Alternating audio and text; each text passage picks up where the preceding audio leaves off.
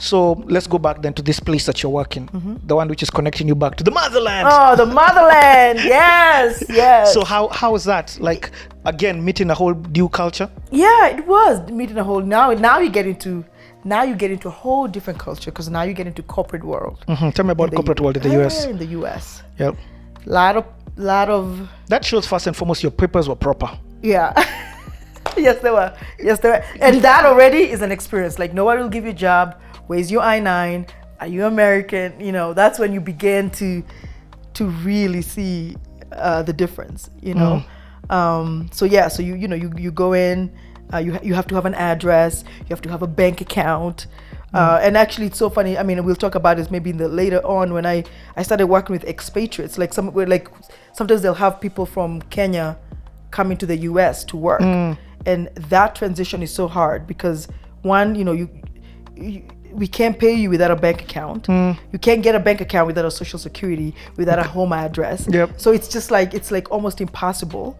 But I got my first job at this nonprofit NGO, and I loved it. How was the interview process first and foremost? The interview process was tough, right? First of all, because of the skin color, you don't see anybody like you there, even in the interviews, right? You're being interviewed by this almost like foreign, right? White people. So that was very intimidating to interview. And even because I had still gone to school in the US, there was still this thing about you're from Africa. They like fixated on that. So they'll feel like, oh, maybe you're, maybe, I don't know, can she really do the job? Yeah. Just because of that. Do you think that played for this particular first job an advantage because it was a company that dealt with global? Did they put you suddenly into the African branch? After a couple of years, when you work with them, you're like, wow, you would think that they're more open and like nothing. So that means for you to get this job, you must have been better by far than the others. Very. You would just wipe that dirt off your shoulder. Yeah. Just like Yes. That you nailed it. You have to be above and beyond. And you know, and then I think that's what is even for black, you know, most of the African Americans, you know, I think there's that thing, you know, but now, like you just said, add the African layer to it, and that already just even just your last name. Yep, Weru, W-E-R-U, please. Right, W-E-R-U, just that, getting a job just to get people to even call you, that was a problem. No matter how much you had some degrees. Just down there, you get eliminated. What's the word? The word is not even eliminated. You get sifted out. Like you don't even make it through just because they read your last name. Yeah, just because that. And now you're a woman. You're black. You're African. Yeah. Especially and then the whole woman thing started also coming into corporate world, right? Yeah. Meaning that, hey, you want to do this big thing, but it's almost you're put in your place. Really, you're just a woman. You know, like. How much could you do? You know, no, you know, you could, and I actually started as a administrative assistant, like just in the receptionist area. So literally, I've worked my way up into corporate America. And you were like, I'm going to do this. Oh, I'm going to do this. You know, so I learned everything I could when I got, and you know, again from when I got my job, and it's great because now for me, even when I'm doing what I do now, is like I could relate to people on all levels, because I get it. To me, it was not a privilege where I just, you know, hey, my dad knew somebody and here I am as a manager already, right? I started at a very low. Started from the bottom. Now we're here. Now we're here. That's right. Okay, so I want to walk somebody. So I always think about when I'm doing this conversation. It's not an interview; it's a conversation. I keep saying that so that people can understand that. So what I want to do is hear your stages, hear what you were doing at this stage. I just keep sharing what you're sharing because I think of somebody who may be watching this and now they've just gotten that first job. So now you get this job. First of all, wonderful, congrats, you're in. You've got your foot in the door. Yeah. But your mind is, by the time I leave here, I'm going to be at the top. Yeah. So what are you doing every day? Like, you gotta stay on top of your profession, right? You gotta be on top of your profession. It's not where you just literally, this is my job and that's it. You know, you gotta keep your eyes open. You gotta see. You just gotta be able to watch what other people are doing, like especially at the top. So I was always big on, on staying on top of the profession that I wanted to do, and then I started getting into human resources, right? So it's more of, you're taking the courses that you need to take all the time. You're always, just within the organization, or externally. Even externally, like you can't limit yourself, right? Okay, so like this first job, the immediately you enter, what are you doing? I'm actually just doing admin stuff, right? Okay. Actually, we did a lot of work there with philanthropy work. So I was, taking a lot of calls, like, in the front desk, helping HR, and it was actually great because I got to work with very different departments, if they needed anything, when they do events, when they did their fundraising stuff, I was doing all of that, helping them. And was that up and beyond what you're supposed to be doing some of the times? Yeah. And you could be very complacent when you're there, right? You could just, because you're given a job description. You're told this is exactly what you need to be doing, right? Like here, we hired you for this specific job. And it's clear. And it's very clear. Okay, that's something that's not too clear sometimes here. Yeah. Or there and that's how you're not on top of that. Like, no, you got to go, right? Is there added revenue for other things that you do, or that's just added value that you're giving? Yeah, that's just added value for yourself. Sometimes, I mean, they're getting better with rewarding people who go above and beyond, but that's just extra, right? Yep. You get paid a job because when you come in and you take that job, you know exactly what you're going to be doing, and we're paying you this amount of money for this job. Okay. And would you sit down with them? So basically, you've got your KPIs. Yeah. Would you sit down with them every end of month and? Once a year. Once a year. So in the US, it's more of once a year type of a thing. Okay. Yeah. Again, they're getting better, but after every year, they'll sit down and they'll evaluate you, like you do your goals and company values and company goals what you want to do, and then at the end of the year, they'll sit there and they'll evaluate you. Yeah. Was the money good for the first job? No, not really. Oh, no. It's when I say it's hustling, I mean it's hustling for your first job. Yep. Gosh, I think I was not making. I think I was making like maybe it's for here. Maybe it was about $12 minimum, almost minimum wage, maybe $12-13 an hour. Yeah. Definitely not enough to sustain you in terms of like getting a place, paying like the daycare stuff. Yep. And so, or unless you can, but you also have to go and stay in a very poor, not poor, like a very, very, just not a high class community like where we were in Silver Spring. Like I would have never afforded to stay there. Okay. So what about work environment? How was that like? Were people friendly with each other? Was it, you do your job, I do my job, we only interact when we're working together? How was that? How was the work environment for the first job? Yeah, I think in the US, yes, I think people go in there to kind of just do their job.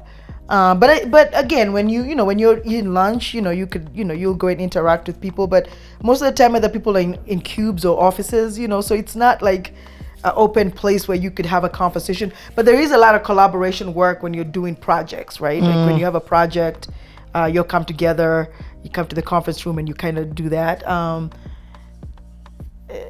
But that was kind of the experience there as well. And I think I said that in the beginning. That's why the college experience is really very important, because you barely find friends at work, like your workmates, right? I get it. So it's very rare where you find, like, wow, we bond with somebody at work and we are going to hang out like after work and be best friends. Nada. It's more of a professional type of a life, right? So you could see how lonely that could get. Yep. Where you think, I'm an adult, I work with you, I see you 8 hours a day, I actually spend almost my whole day with you. But that's it. That's the touch and go, work and you're done, right? Yeah.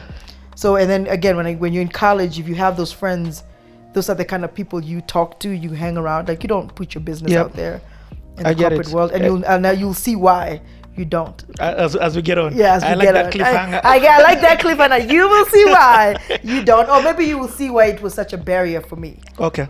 And of course, for you now, you've got the addition of you've got a child. You've got a child. So every time to go home, you've got more responsibilities. You've got responsibilities at work, responsibilities at home. Yeah. Okay, so how long are you in this place? Where do you go to next? Yeah. So do you like the job that you were doing? I did. Actually, I did. Okay. I loved it because the fact it was a global organization and I could work. But that was the other thing about corporate world. They don't understand. They never understood about, hey, this person has a life, right? After, like, kids, like, so, because sometimes they will keep you there till like, 5, 6, like you gotta just get your work, finish this work. They never took that into consideration. So you spend a lot of energy, again, making sure that your kid is all right so that you could not show at work that you cannot work. Yeah, I get it. And have that excuse as, oh, I gotta go home to my kid. That will get you fired. Oh, that will get you fired. Yeah, family thing. That was not the top of the mind when it comes to corporate world. There, not at all. At least for my experience. Yeah. Okay. So, actually, another question that I've not asked. Can't believe I've not asked this one. Interactions with Black Americans. It's one thing to interact with whites, but I hear Black Americans are their own, amazing culture. People. Yes, culture. Yeah. So how was that interaction for you? Because they're not Africans. Yeah. But you know what I mean. But they're Black, right? Yeah. The African Americans. No, actually, it was. The good thing about them, once they got to know who you are, it's great. Actually, most of my friends were African Americans, and I ended up having more African American friends when I was in there rather than even Kenyans.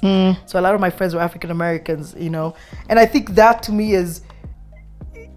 It's easier for me. It was easier for me, and maybe I don't know if it was easier for me to learn their culture than for them to really know who I am. So it was more of a one way, for myself at least, because I don't think they would ever. They were very intrigued. They were very intrigued of like, wow, I always wanted to go to Africa. I wonder what that. They were actually a little bit more curious than maybe the white counterparts that I had. Yeah. Right. From that perspective. So you are the closest thing that they had to experience in Africa. They had to experience in Africa. Come here, my little African friend. And they got excited because of your accent and everything. They're like, yeah, good. You can talk to Joyce all day, we just want to hear how she sounds and her voice, So that actually was not bad, and it felt good, right? Okay. But in the corporate world, even then, there are not as many, right? So for me, it was actually when I used to go out. When I was going to party and all that stuff, that's when I kind of got to meet more of the African American. But actually, even in the corporate world, you stood out. Yeah, in terms of race. Yeah. Okay, and we're talking what 90-10%. Oh yeah, probably 10%. It was probably 10% maybe Black, but I mean majority, I would say a good 90%. Okay. Okay.